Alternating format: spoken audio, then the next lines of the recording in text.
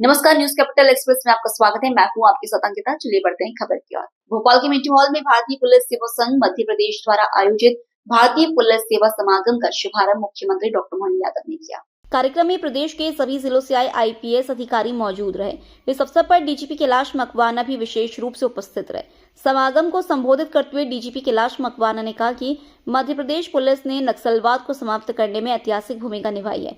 जो कार्य कभी असंभव प्रतीत होता था, उसे पुलिस बल और वरिष्ठ अधिकारियों के समन्वय से संभव किया गया। उन्होंने बताया कि इस दौरान बड़ी संख्या में पुलिसकर्मियों को पदोन्नति दी गई। कई बड़े एनकाउंटर हुए और डायल 112 सेवा की शुरुआत कर त्वरित पुलिस सहायता को मजबूत किया गया। मुख्यमंत्री मोहन यादव ने अपने संबोधन में कहा कि पुलिस का समाज में विशेष महत्व है और अनुशासन के लिए पुलिस को जाना जाता है। उन्होंने कहा कि 2025 का वर्ष प्रदेश के लिए उपलब्धियों से भरा रहा है, विशेषकर नक्सलवाद के खात्मे को एक बड़ी सफलता बताया।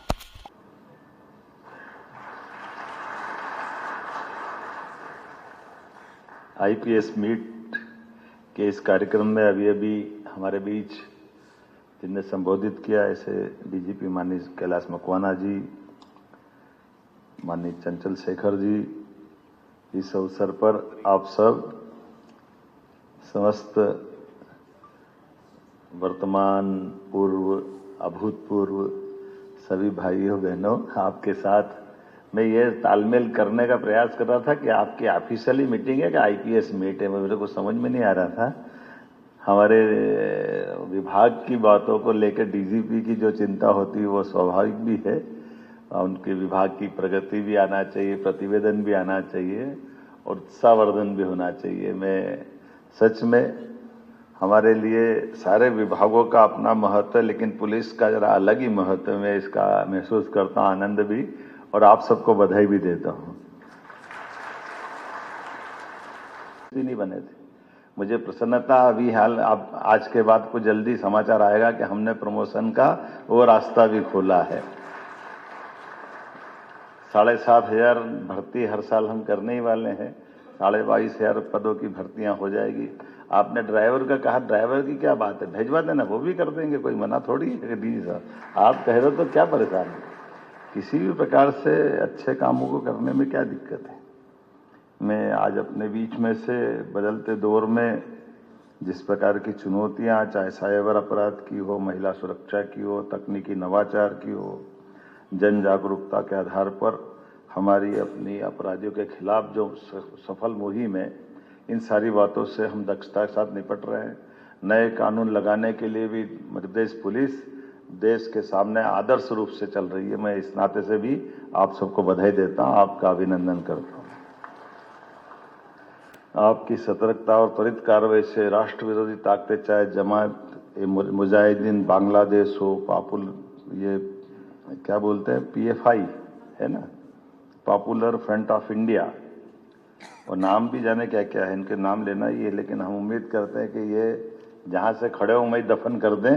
हमारी पुलिस की दक्षता से मेरी अपेक्षा भी है और आप उसमें सफल भी रहोगे, ये मैं पहले से आशा भी व्यक्त करता हूं। 2026 हमारे लिए कई प्रकार की संभावनाओं के साथ आपके लिए अच्छे प्रकार से दक्षता के आधार पर काम करने के लिए प्रेरणा देना वर्ष बनेगा। इस भाव से जब मैं माननीय प्रधानमंत्री की तरफ देखता हूं तो उन्होंने आज के लिए कितनी अच्छी बात कही कि ये तथाकथित वास्तव में तो गुंडे हैं जो आतंकवादियों का चोला पहन लेते हैं। कितने प्रकार से कोई क्या क्या रास्ता निकाल के आता है, और संगठित अपराध के लिए भी हमारे राज्य में कोई जगह नहीं। जो आपने नशे की बात कही है, हमारे यहाँ केंद्रीय एजेंसी आए उसके पहले हमारे राज्य की पुलिस दबोच ले, किसी को मौका नहीं मिलना चाहिए, और भविष्य की दृष्टि से आप अच्छे से अच्छे ढंग से काम करते जाएं। मेरी अपनी ओर से शुभकामना है। बहुत बहुत धन्यवाद।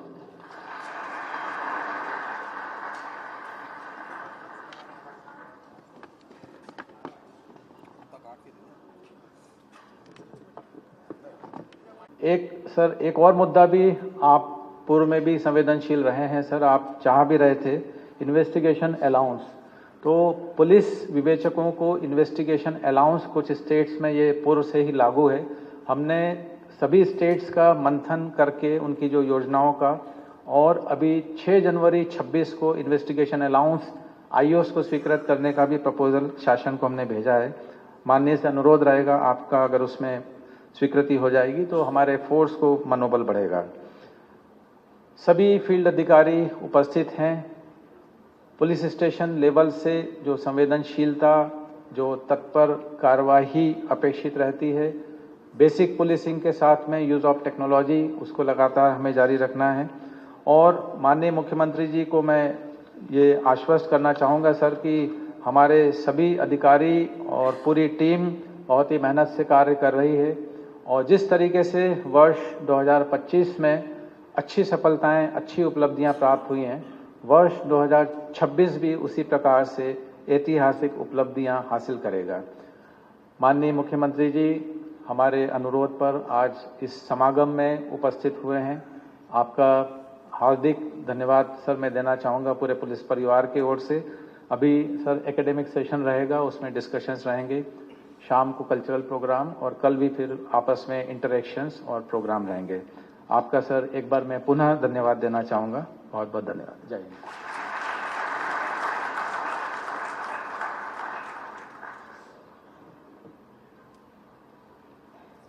अब मैं बहुत ही सम्मान के साथ इंदौर में न्यूजीलैंड के खिलाफ होने वाले रोमांचक मुकाबले से पहले भारतीय क्रिकेट टीम के मुख्य कोच गौतम गंभीर और बैटिंग कोच शतांशु कोटक भक्ति के रंग में रंगे नजर आए। शुक्रवार तड़के जब पूरी टीम सो रही थी तब क्रिकेट के ये दिग्गज बाबा महाकाल के दरबार में शीश नवा रहे थे। 18 जनवरी को होने वाले मैच के लिए इंदौर पहुंची टीम इंडिया के इन रणनीतिकारों ने सुबह 4 बजे होने वाली विश्व प्रसिद्ध भस्म आरती में शिरकत की। नंदी हॉल में बैठकर गंभीर और शतांशु करीब 2 घंटे तक शिव भक्ति में लीन रहे और टीम इंडिया की फतह के लिए विशेष प्रार्थना की। अपने आक्रामक तेवरों के लिए मशहूर गंभीर यहाँ बेहद शांत और सौम्य अवतार में दिखे। आरती के बाद उन्होंने मंदिर की देहरी से मत्था टेका और नंदी जी पर जल अर्पित कर आशीर्वाद लिया। 5 महीने पहले भी परिवार संग आए गंभीर का महाकाल से गहरा जुड़ाव है और यह उनकी चौथी भस्म आरती है। दर्शन के बाद भावुक गंभीर ने कहा कि यह मेरा सौभाग्य है कि बाबा ने मुझे फिर बुलाया और जब भी वे बुलाएंगे मैं खिंचा चलाऊंगा। मंदिर समिति के सहायक प्रशासक आशीष फलवाड़िया ने मंदिर परंपरा के अनुसार दोनों दिग्गजों का स्वागत सत्कार किया। अब देखना होगा कि महाकाल का यह आशीर्वाद मैदान पर न्यूजीलैंड के छक्के छुड़ाने में टीम इंडिया की कितनी मदद करता है। जय श्री महाकाल। पहली बात तो यह है कि बाबा ने मुझे बुलाया तो इसका मुझे सौभाग्य मिला यहाँ पर दर्शन करने का।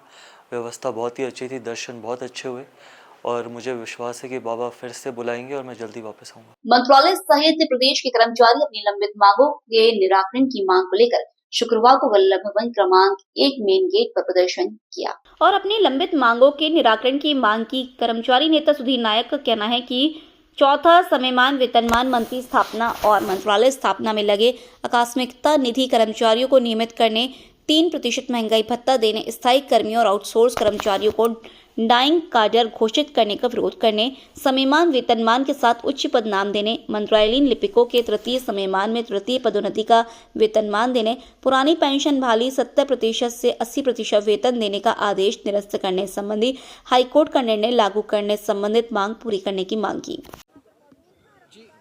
12 सूत्रीय मांगों को लेकर आज आप लोग 12 सूत्री हमारी मांगे हैं। मंत्रालय कर्मचारी संघ और हम दोनों संयुक्त रूप से आज आंदोलन में आए हैं।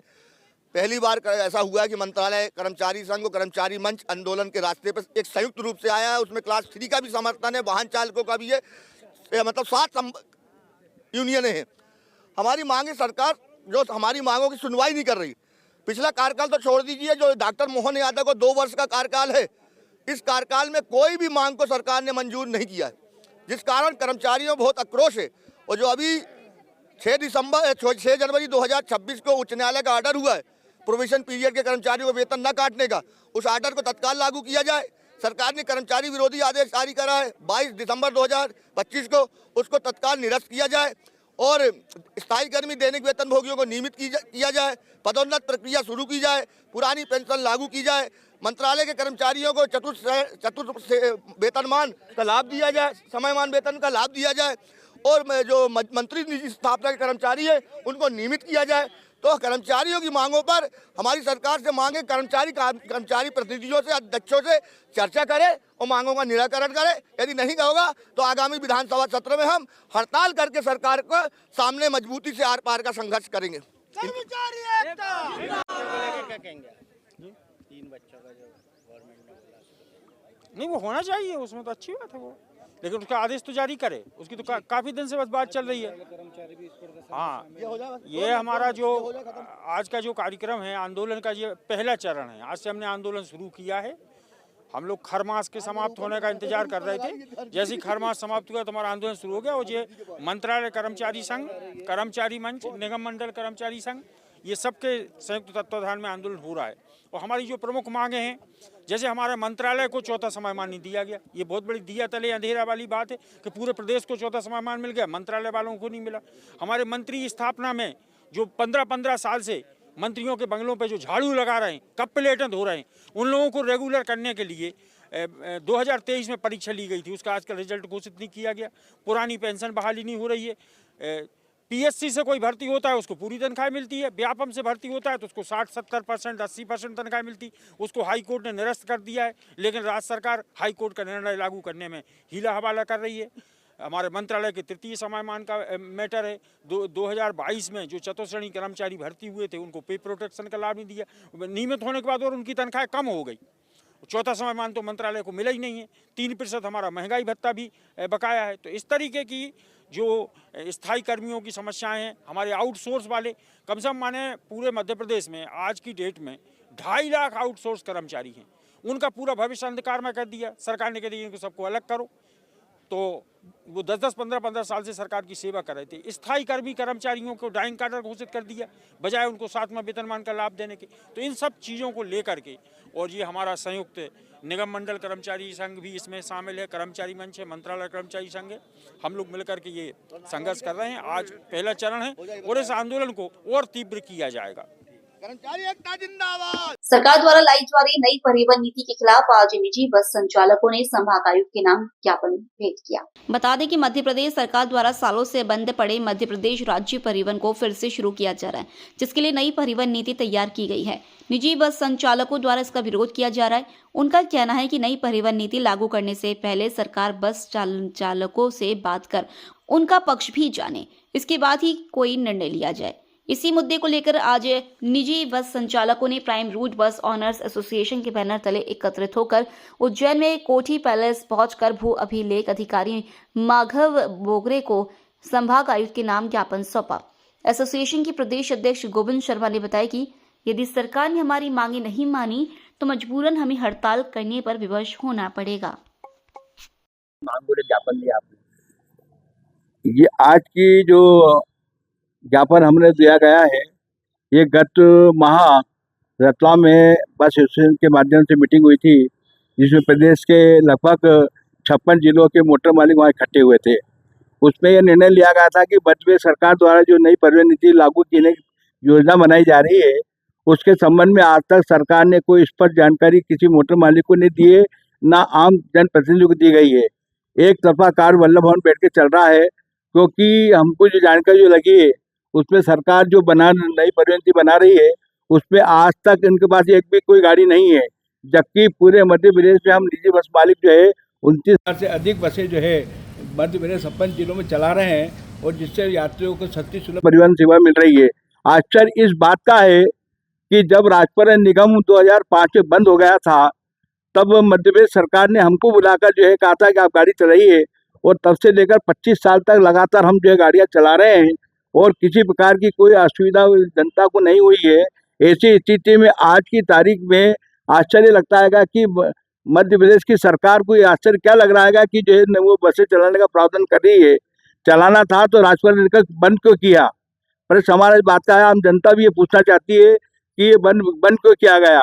इसलिए आज हमारी बैठक रतलाम में हुई थी, उसके निर्णय हमने ये तय किया है कि हम पूरे प्रदेश में जो है कलेक्टर महोदय के माध्यम से माननीय अपने प्रधानमंत्री जी, नितिन गडकरी जी, सभी संबंधित अधिकारियों को हम ज्ञापन हर जगह देंगे, और ज्ञापन देने के बाद में ये जो हम चर्चा का रास्ता खोलेंगे, यदि चर्चा का रास्ता नहीं खुलता है और शासन हमारी बात नहीं मानती और जनता हित में काम नहीं करती है, तो हम पूरे प्रदेश में जो है हम हड़ताल कर सकते हैं, क्योंकि हड़ताल करने हमारा घाटा होगा, परंतु जनता को असुविधा होगी, तब जाके सरकार को ये लगेगा कि वो जो है मोटर मालिक की कोई अपनी ताकत होती है।